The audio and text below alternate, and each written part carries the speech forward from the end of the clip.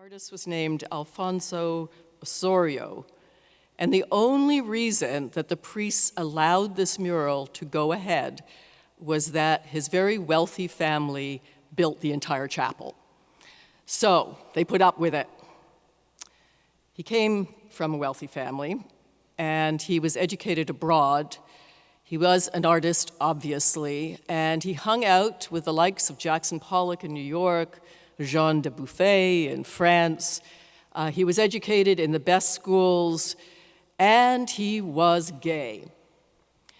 And when he came out, he met his partner that he would live with for 50 years, 50 years, who was a dancer in New York called Ted Dragon, great name.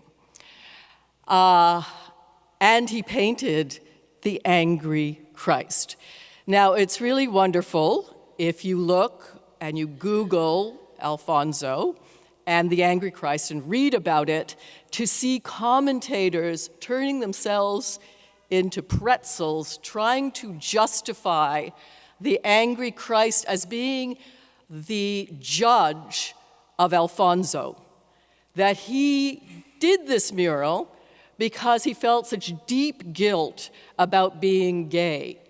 When in fact, if you look at his life and you look at who he was, the Angry Christ is sitting in judgment not over Alfonso, but over the church. No wonder they didn't want it to go up. No wonder they didn't want to see it. Alfonso Osorio. And here in Luke, Jesus displays, not for the first time, how angry Jesus can be too. But before we get to the anger, let's talk about a bit of hope. I told you about Mobilize Monday, last Monday. And at Mobilize Monday, we were having so much fun. It was great, really, despite all the honking horns and the blah, blah, blah. A young man came up to me, and I was holding the corner of the banner, and he said, "You know, there's no point." He said, "Environmental scientists are telling us that we've already passed the point of no return." He said, this young man, "There is no hope."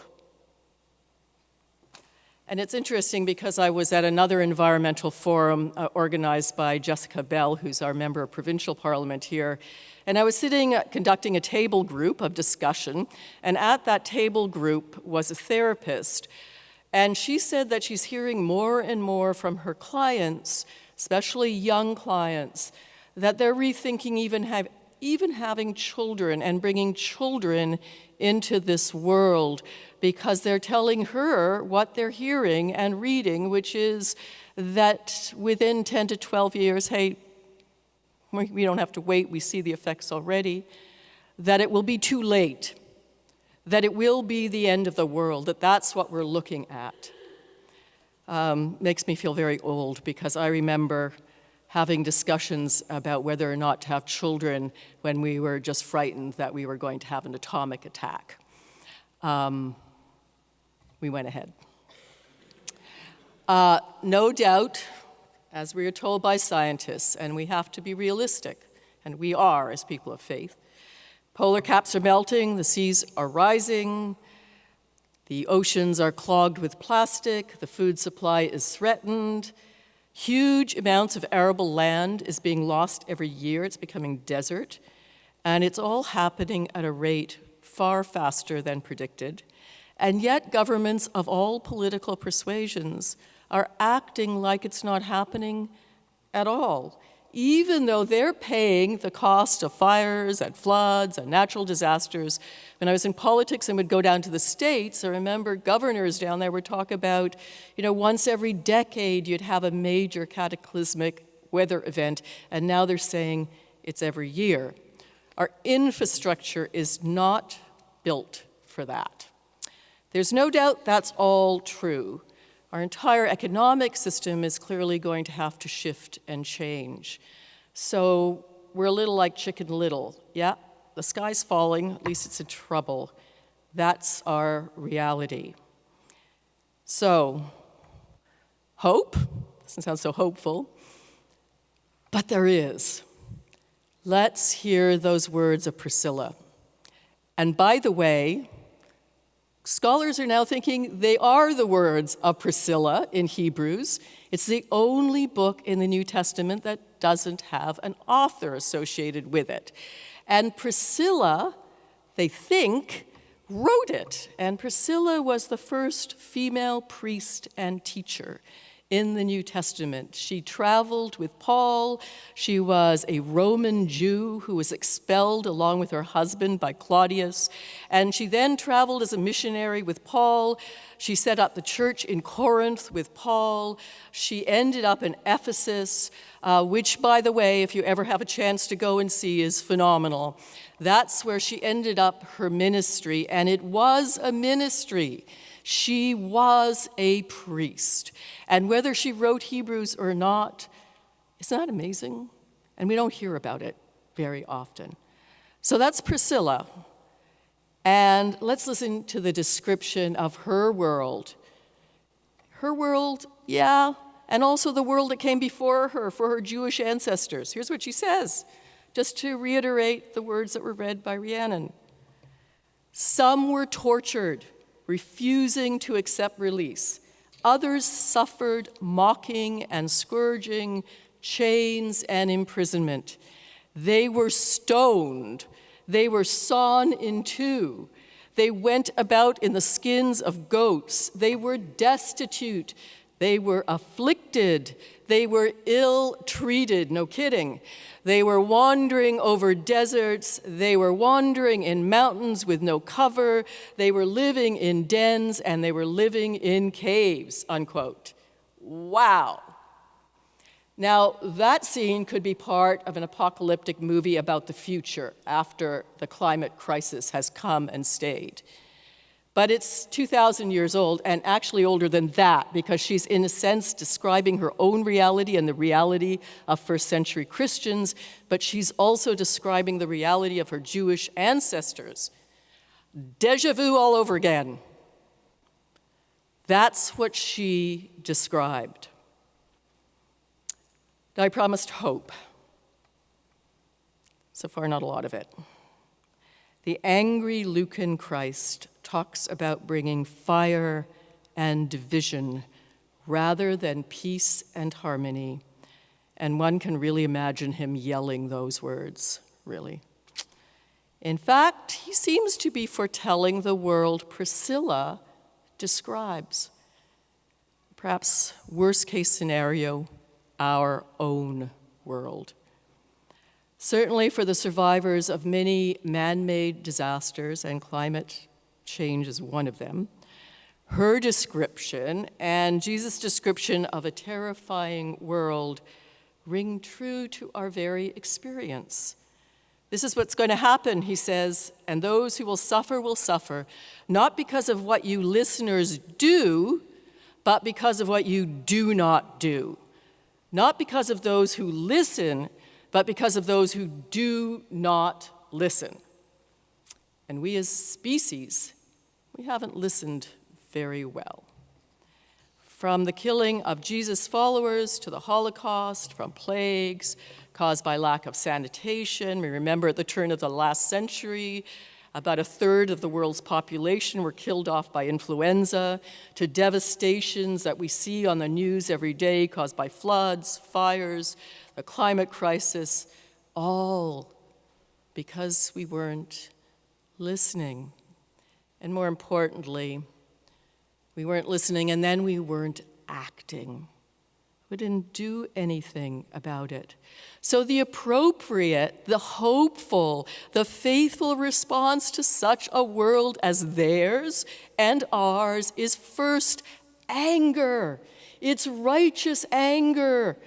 There's nothing unbiblical about it. There's nothing unfaithful about it. We should be angry, so angry, angry at our governments, angry at ourselves some days, angry that this is what we have done with the beautiful creation that we have been gifted with.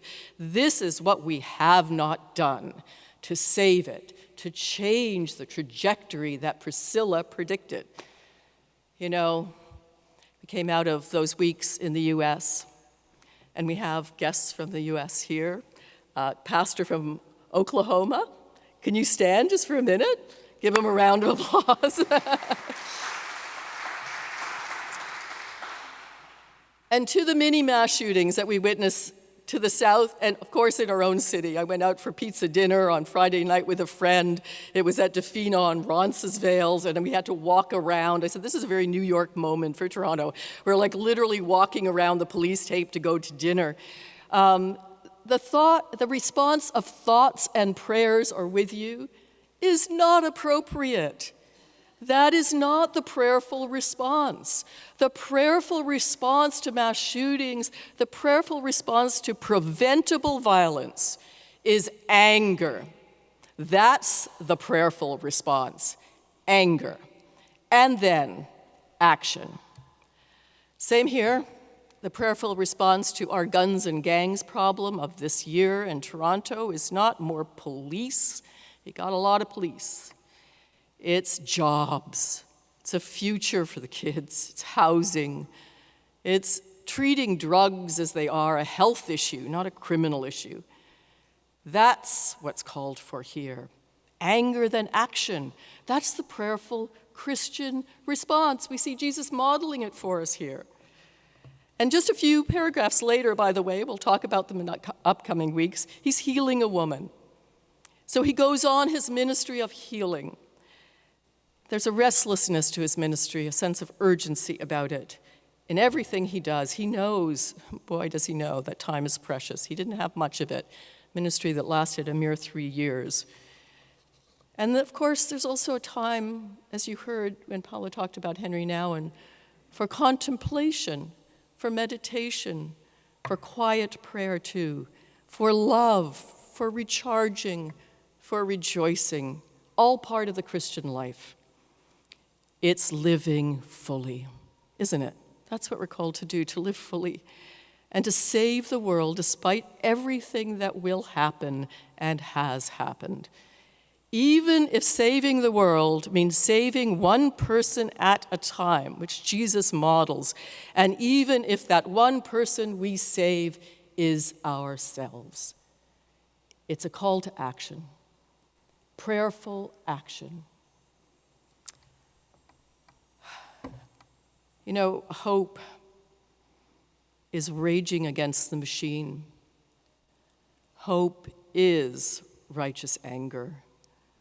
Hope is living in the face of what the Buddhists call the first and most important noble truth, that all life is suffering to a degree. Hope is living that life, that reality, and still acting and still living fully. To follow, although we stumble, in the footsteps of the angry, active, prayerful Christ. What greater joy is there? I love in churches, and it's true of all of our churches, and it's true of this church, the fact that if you wander around outside, you will see the names on the walls of parishioners who've gone before.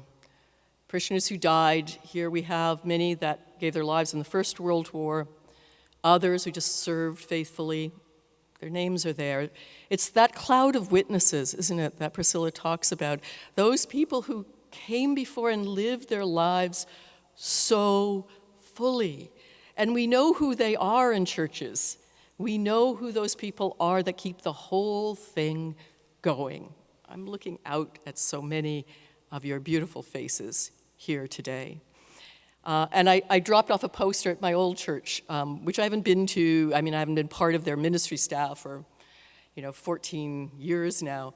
But I dropped off, walked into the office at Emmanuel Howard Park, now Roncesvalles United, to drop off a poster for the Mobilize Mondays. And who was there but this woman who is now, back then she was in her 60s, now she's in her 80s. She's still folding bulletins. The same woman. Her hair is a little bit grayer.